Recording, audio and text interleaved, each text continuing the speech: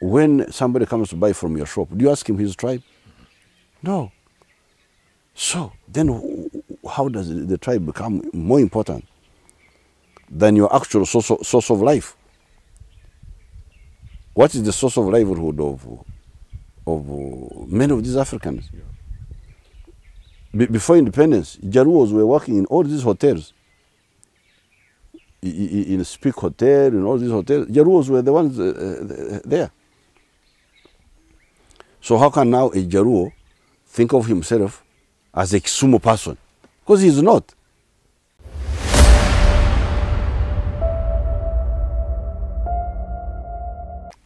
This is because the problems of Uganda, the problems of Africa are clear to us, and you must deal with them phase by phase.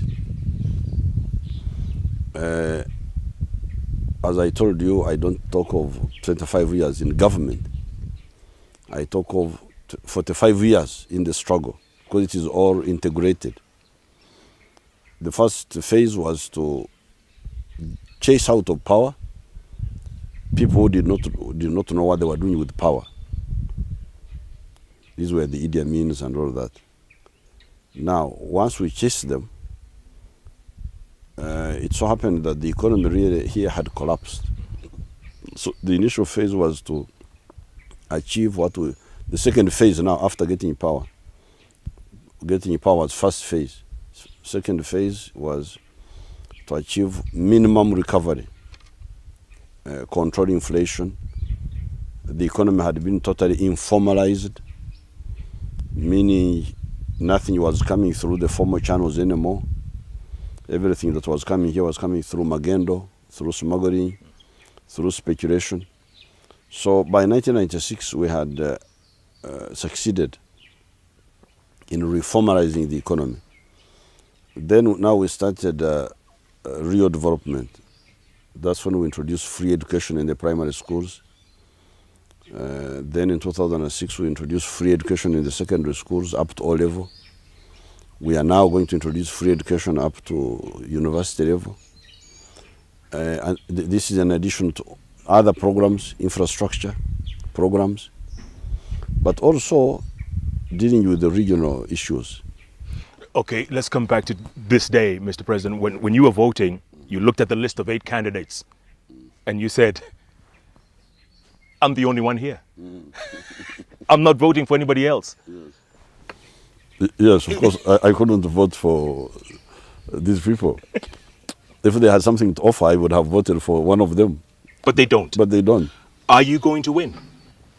We are going to win, and with a big majority, because we have got huge support here in Uganda, especially now that the whole country is peaceful.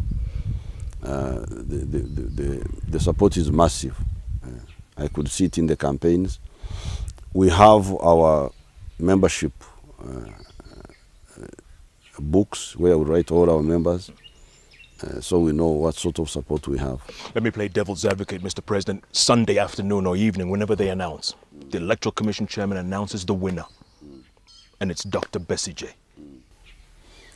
Well, that must have been witchcraft, because how can somebody who has no support in the country win? That would be some witchcraft. If he does, will you hand over power? Well, you have to show that he won properly. If somebody steals votes, and but that's not like, if it was possible, I would have no problem. But it's not possible, because I know the country. We know the membership. And you're not afraid of what happened in Egypt and Tunisia, January and February, 2 dictators gone in 2 months of the year? You're not afraid, because some people, they do say. Because we are not dictators, so I can't be afraid, because it doesn't apply to us. I don't know the system they had in Tunisia or Egypt, but our system here, you saw the candidates, 8 people competing. They lose because they don't have support. How can it be democratic that you now have a minority usurp power through demonstrations. That's not democratic. So if it happened in Egypt, it must be because of some local reasons which we don't know where. But here, we wouldn't tolerate that, because that would mean it would be a dictatorship. It would mean that a minority is using extra constitutional means to gain power, when the majority have said, no, we support this one. So you're not afraid the winds of change? That cannot be democracy. No. So the winds of change cannot blow south, you don't think, to the source of the Nile, other than the mouth of the Nile? The wind of change started here in 1986, when the people took power. That was the wind of change. In other areas, this wind did not arrive. Maybe it's arriving now, but it started here. Here, the change we are talking about is socio-economic transformation, to transform Ugandans from being third world to first world. Is that what you're going to do now, that you've discovered oil? Well, we cannot achieve first world status overnight, but we are aiming at the middle income status in the next 5 years. We shall achieve it for sure. When President Clinton came here in 1996, he called you, when he visited you, he said you are one of a new breed of African leaders. Praised you forever. 10 years later, the same Western leaders were saying, maybe this man has overstayed his welcome. But obviously they use their funds to try and keep you to them, attached to them on the umbilical cord. Now you've discovered oil. What are you telling them? Well, first of all, Uganda was becoming self-sufficient even without oil. Because as we speak today, the donor contribution is like 20% to our budget. And if it became necessary, we could stand on our own. Because in fact, it is really meaningless to say 20% contribution. Because 20% can become 0%. That means I only plan for the things I am able to fund. That's all. So where we are now, donor funding is welcome, but not really decisive. Yeah. You're not going to go with a begging bowl now? No. We are out of that. Maybe that one was important up to about 2000, but thereafter, especially 2006, we are able to fund many of our own projects. I think now there must be something like 60 or 70 projects going on in Uganda of electricity and roads funded by the government of Uganda. Is that why the West? The donor money has never funded so many projects at the same time, like what we are funding now. Is that why the West now looks at you and says, you know, we can't control this man anymore? I don't know what they are saying, and I don't know why they want to control people. Why do they think it is their work to control people? They shouldn't even attempt. It's wrong for them. So therefore, to come back to your question, even without oil, we are going to get self-sufficiency. But with oil, things will be much faster. This place is going to grow in the next, what, 5 years? Will we see a difference? We are saying that in the next 5 years, we must achieve a middle income status. We are now at $540 per capita. We must achieve $1,000 per capita in the next 5 years. And you're the man for that job? Of course. There's no doubt about that. Because you see, the part of the problem in Africa is the ability to focus. First of all, to identify the bottlenecks that need to be removed for the societies to transition. Many of the leaders have wrongly identified, have failed to identify the bottlenecks. That's why you find even countries which have been peaceful for a long time, they have not dealt with some of the bottlenecks, like electricity. If you look at what we call kilowatt hour per capita, United States is something like 14,000 hours per capita. But many of the African countries, some of them are as low as 12. Yes. Even the countries in Africa, which they call middle income, they've got very low kilowatt hour per capita. Maybe 100, maybe 115. This is terrible. Now, what we have done here, why things will definitely move, is that we have identified the bottlenecks, and we are dealing with them, and we're going to deal with them even faster now that we have got our own money. Because in the past we knew the bottlenecks, but because we didn't have money, we wasted a lot of time. 25 years. Not only 25 years, but something that could have been done 10 years ago, you find we are doing it now because we didn't have our own money. If we had our own money, this country would be already a middle-income country by now. You've been campaigning for about 180 days. Last 6 months you were on the road. Don't you get tired? Doesn't this stuff tire you? It is tiring, but it is... Africa cannot... You know, Africa was colonized because of the incompetence of the chiefs and the ideological bankruptcy of those chiefs. Because Vasco da Gama rounded the Cape of Good Hope in 1498. Uganda was not colonized until 1890. Now that's almost 400 years when the Europeans were hovering on the horizon and information was coming. I can forgive the old chiefs before the coming on the scene of the European. I could say they didn't know any better. So I wouldn't want to blame somebody for something he doesn't know. But here is a situation where for 400 years, a new force was coming. And information was coming from the coast that a new force is coming. And these chiefs were just here, engaged in their shallow self-glorification, king this, king that. And what happens? We are enslaved. But fortunately, we survived. People who are colonized, some of the people who are colonized never survived. Like the Red Indians, like the Aztecs, like the Incas. Where are they? They're not there. Like the Aborigines in Australia, like the Maori. Now, for us, fortunately, we survived colonialism. Now, for 50 years we have been here, not doing anything that will ensure our future again. This is not acceptable to some of us. And so when people talk of tired, I can't be tired to fight for the destiny of my people. I cannot. How much more can you go? How much more can you take?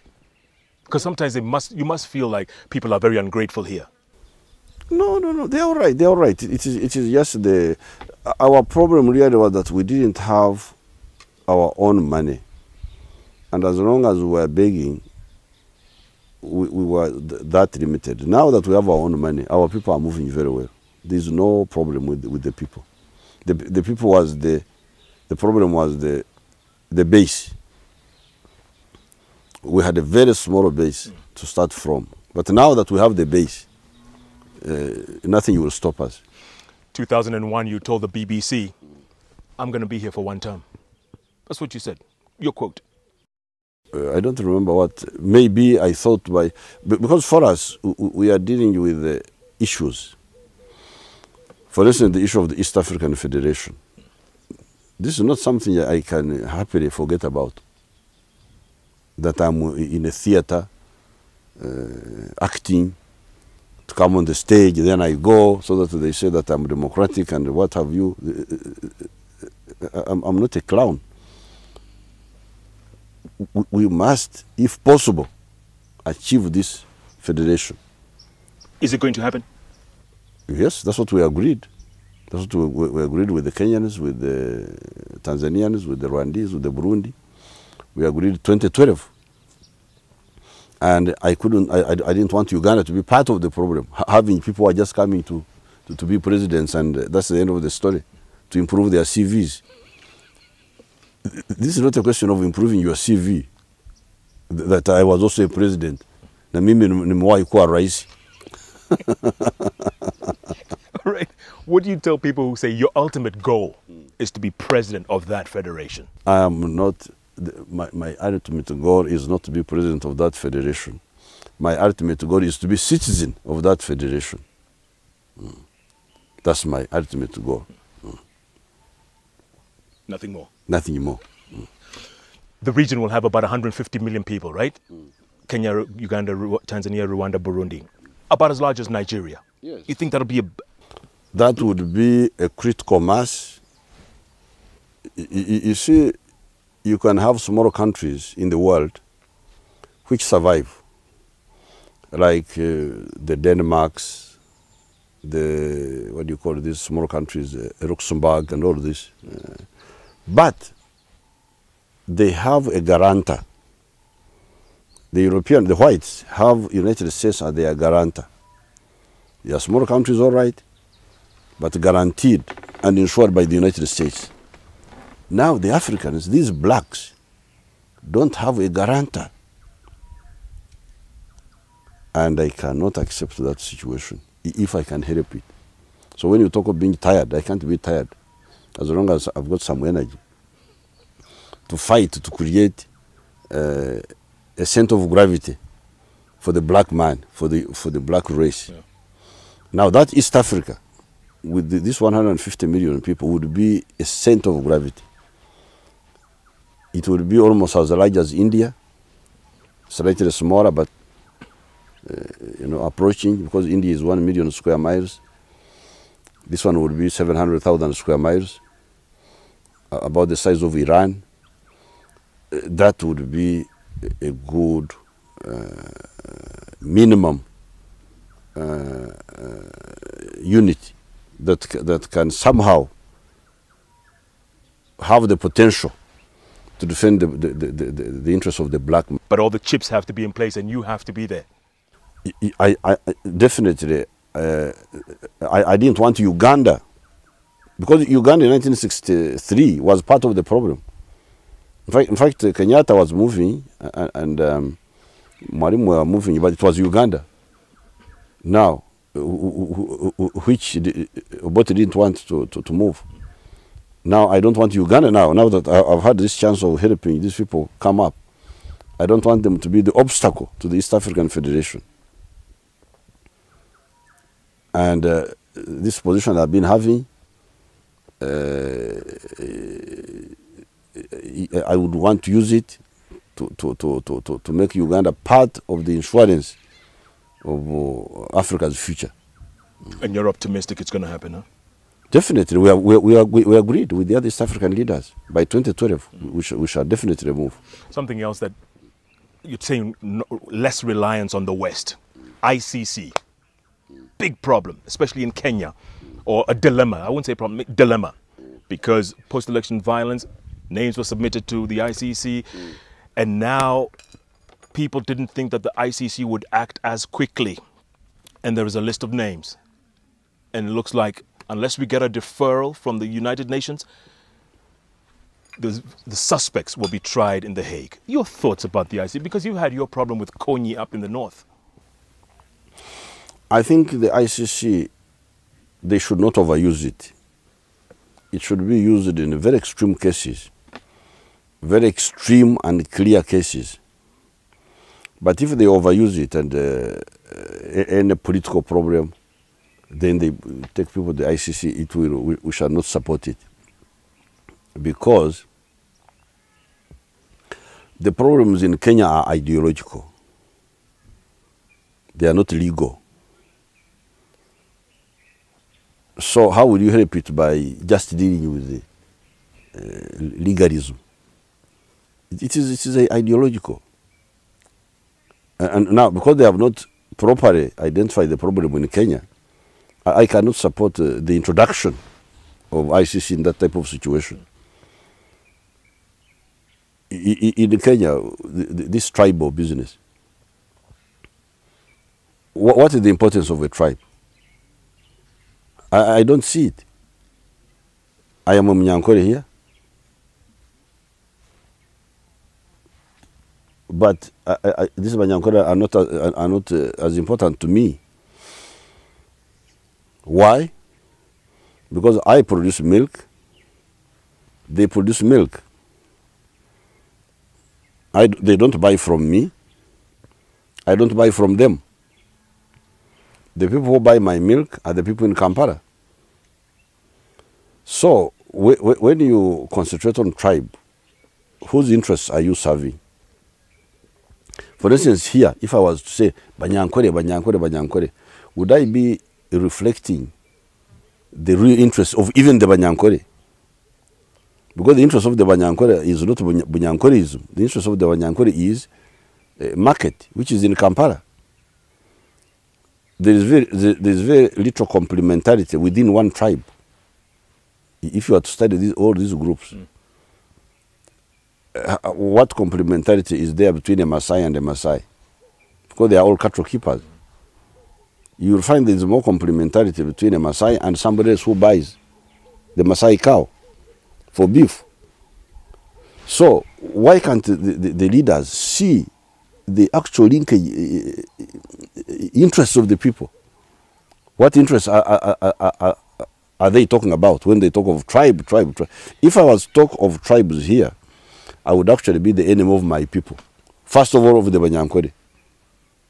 Yeah. Because the Banyankore, their real interest is not in making them a separate group from the rest of Uganda. Because the other Ugandans are the ones buying their milk. And even the people who buy their milk in Kampala are not enough. That's why we want the Kenyans to buy our milk, and the Sudanese to buy our pineapples, to buy our products. So whose interests are these people who talk of tribes working for? So what is the problem in Kenya? Why are people so obsessed with that? Well, that's why I say it is an ideological problem. And I don't see how ICC would help here. So the answer must be for either the Kenyans among themselves, or even because we used to have PAFMESCA groups, the political parties of the African colonies used to work together. Maybe these are issues which could be discussed in a forum of parties, African parties, so that we really help each other to exchange views. Let me call it like that. Correct. Now, for instance, you take Nigeria. Yeah. This business of oil, even here they were trying to introduce it here when we found this oil here. Oil. Now, I asked them, I said, now, what is more important? Oil, minerals, or the human resource? Because there are countries like Japan, which don't have oil, which don't have minerals. They don't even have agriculture. But they are the second richest country in the world because they rely on the human resource. So, when you intoxicate yourself with all these really rubbish, oil. Now, if you don't solve that and you allow it to continue, you are going to derail yourselves. Now, if you simply introduce ICC in that situation, without identifying even what the sickness is, how would you help? How would you help? Yes, ICC can help in some very clear cases, like the case of Kony was clear, because he was targeting, in fact, mainly his own tribe, because they were not supporting him in his rubbish, working as an agent of Sudan. So it was clear and isolated. Kony is an isolated force. It doesn't represent anything. That's why he was killing, kidnapping, even people in his own home area. But in a situation like Kenya, when you have not clarified all these issues, and then you simply bring in the ICC, it's not a correct therapy, in my opinion. I agree. Mr. President, I want to talk more about that after the break. I also want to talk about leadership, something that every Kenyan will tell you is one thing that's lacking in the country. We have all the other ingredients. One thing that's lacking is leadership. Maybe you can give some advice. I want to talk about Al-Shabaab. You have threatened to go all the way to Mogadishu because of what they did here during the World Cup. And also, you mentioned Sudan, Africa's newest republic. Your thoughts on that, okay? First, we'll take a break. Wow, folks, you asked for him, you got him.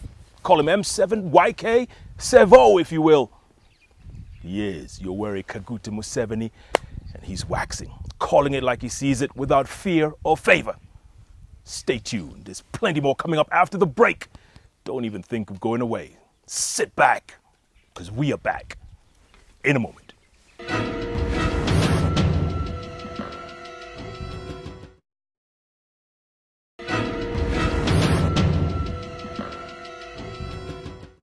And welcome back to Capital Talk on the Road. We are in Ratchetwira, folks, and it's a rare one. It's exclusive. You won't find this anywhere else. So sit back, because we're talking to the incumbent, a man who's been around as president here for 25 years, and he's asking for 5 more. Sit back, President Yoweri Museveni.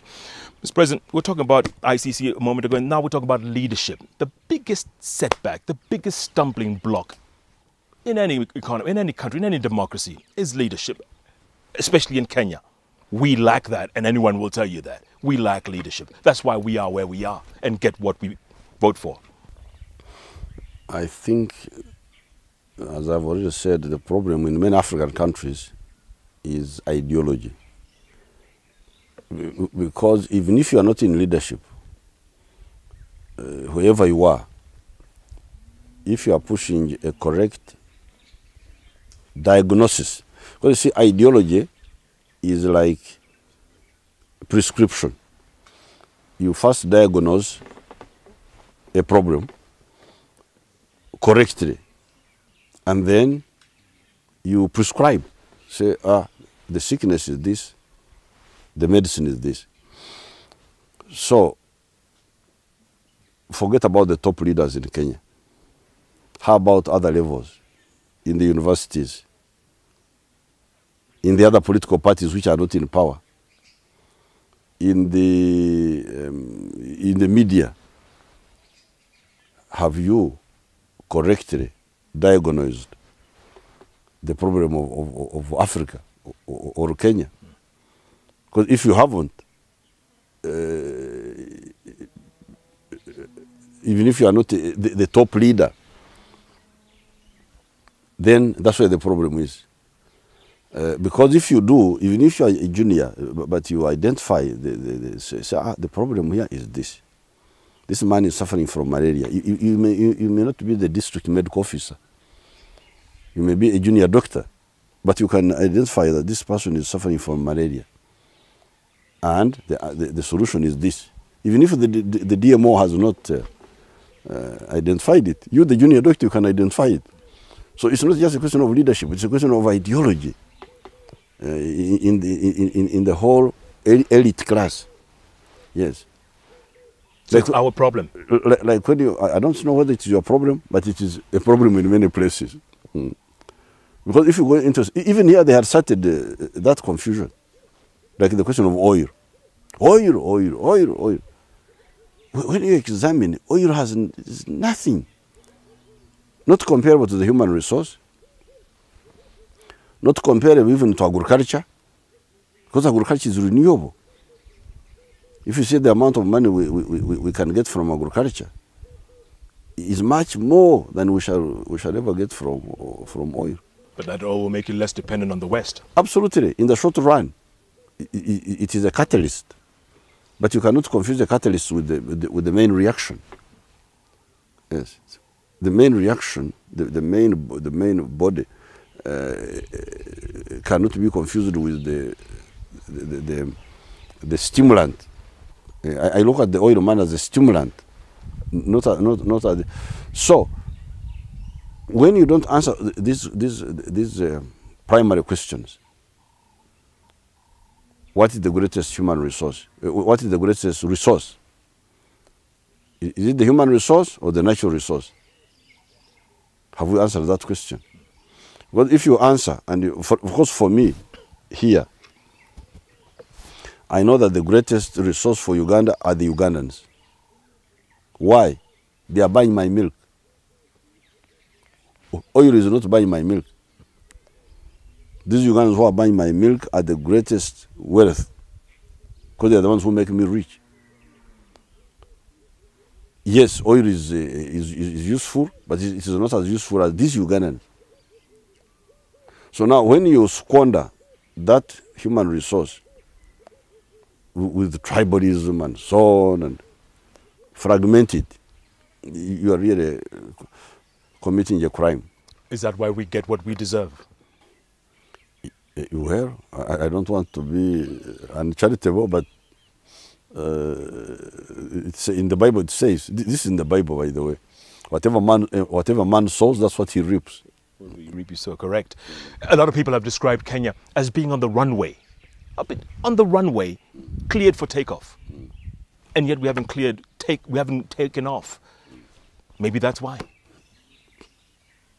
I would want to discuss that in more detail with the colleagues from there. I don't want to talk about Kenya because I'm not. But in a forum of African parties, we can exchange these ideas freely. Yes. Maybe they should listen. Al-Shabaab, Mr. President, what they did here on July 11th, the final of the World Cup, and you threatened to go all the way to Mogadishu if needs be. Would you still? Well, I actually did. They tried to attack us after they had killed our people here, and we punished them. We gave them a very good punishment. Are they still a problem? Not in Mogadishu. We have defeated them there. We could clear them out of the whole town if we put there more manpower, because now we control about 60%, together with the other African forces. We control about 60% of Mogadishu. So they are not a problem. Yes, they are a problem because there is no pan-Somali solution yet. But locally there, they are not a problem. Yeah. We have defeated them. You think they'll ever sort themselves out? It's been 20 years, Mr. President. 1990, when Siad Barre was deposed. 20 years. They will. It is all ideological. It's all ideology. If you don't solve the problem of ideology, you can't. The Europeans, we are meandering for 300 years, from the time of the Renaissance to the time when Adam Smith wrote his book, The Wealth of Nations. Europe was just meandering. This is the same problem with Africa. The children of Israel stayed in the desert for 40 years. You are talking of staying long in a problem. Those people spent 40 years meandering because they didn't know how to arrive. So, even Somalia, even all these different problem areas, the problem is ideology. Problem is ideology. What is primary? What is secondary?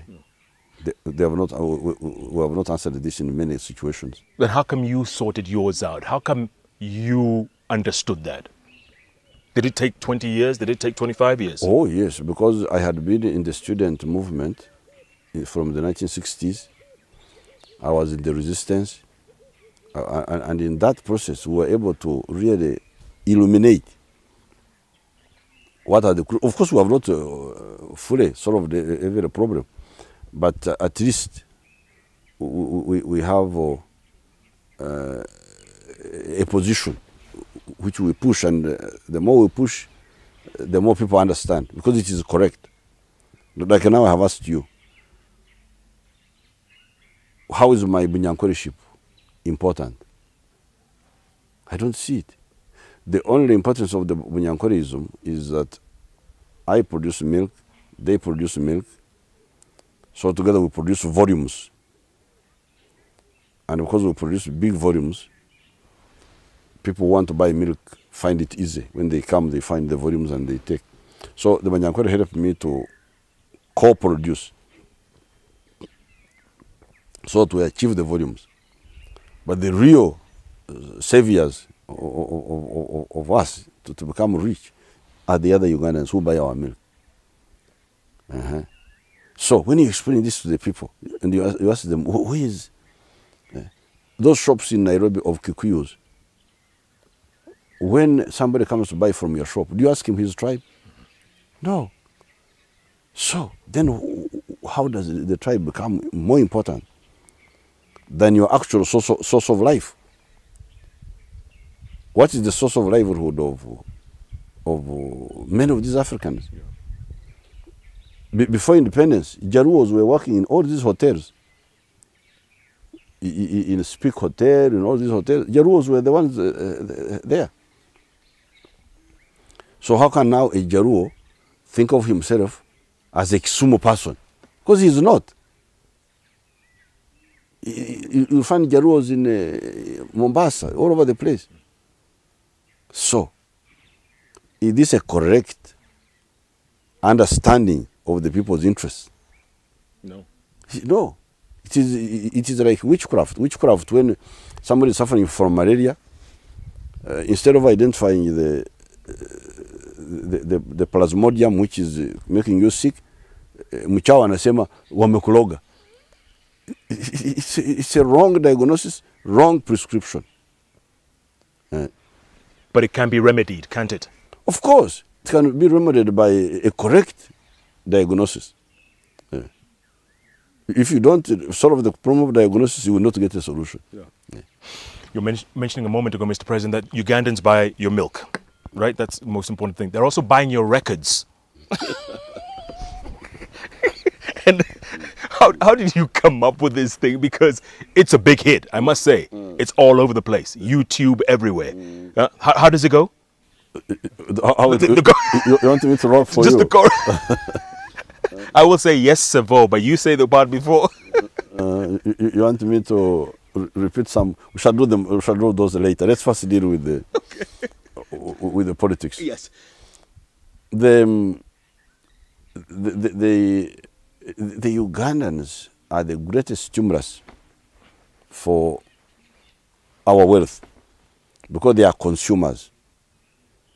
A consumer is a help to all of us. And I don't see how a consumer could be a problem to you, so much that you should resent him or her. That is false ideology. It is like a witch doctor saying that somebody suffering from malaria, amelogwa na jirani. And yet in Kenya, that's how tribalism works, because people will say, we're not going to vote for this person into this office because he's not one of us. That's very wrong. Well, I'm a bit curious. Are the Kenyans Christians by some chance? Do you have some Christians there? They claim for the most part. Now, if they are Christians, then they should read the parable of the Good Samaritan. You remember that man who was traveling from Jerusalem to Jericho? Yes. And he fell among the robbers. They beat him up. He was a Jew. That man was a Jew. They beat him up. They thought he was dead. They left him there. Now, a Jew who was also a reverend, a leader in the church, a Pharisee, came and passed by him. He didn't help him. Then another leader called a Levite came and passed by him and didn't help him. It was somebody from another religion and another tribe, the Samaritan, that came and helped him. So Jesus asked these people, he said, now of these three, who are the friend of this man? So these Kenyans who are overwhelming me a Christian, when you go, you ask them about the story of the Good Samaritan. They forget. It didn't say that somebody from your tribe is the one who will help you. No, it says the one with the right attitude, even if he's not from your tribe, even if he's not from your religion, is the one who will help you. It's good advice. We'll tell them that. Hope they're listening, Mr. President. Okay, Southern Sudan. I know a country you're very close at, which is close to your heart. And you played a pretty significant role in making sure that this country becomes Africa's newest republic. Your thoughts about it right now, now that they've passed this referendum? Well, I think the referendum in Southern Sudan is a great event for Africa, both for Black Africa, but also for the Arab Africa, because it was a bad situation where the two great African groups, the blacks and the Arabs, where they meet. Now, Sudan should have been an Afro-Arab bridge, but some confused people tried to make it an Arab bridgehead into Black Africa, to infuse Arabism into Black Africa. And that, of course, brought problems until we are where we are now. So it's therefore good that these people have disengaged. The blacks are going to have their state, the Arabs will have theirs, although even in the north there are black people there. Many of them, Darfur, the Nuba Mountains, southern Blue Nile, the Beja, and the people near the Red Sea, the ancient Hamitic groups like the Somalis, the Nubians, then there are some Arab tribes. So they needed to solve even the issue in the north to ensure that this black Arab conflict is resolved. But for the southern side, it's important because now these people have their freedom on the one hand, and the Arabs are no longer seen as oppressors on the other hand. So it's a good historical moment which we can use now to define a new relationship between Arabs and Africans. You think they can work together? Why not? If they can discover their real interest. Because again, the question of Sudan was a failure to discover real interest. What was the interest of a Sudanese in trying to make a Dinka a Muslim? Why? Why was this a priority? Was it not enough that the Dinka was buying something produced in Khartoum?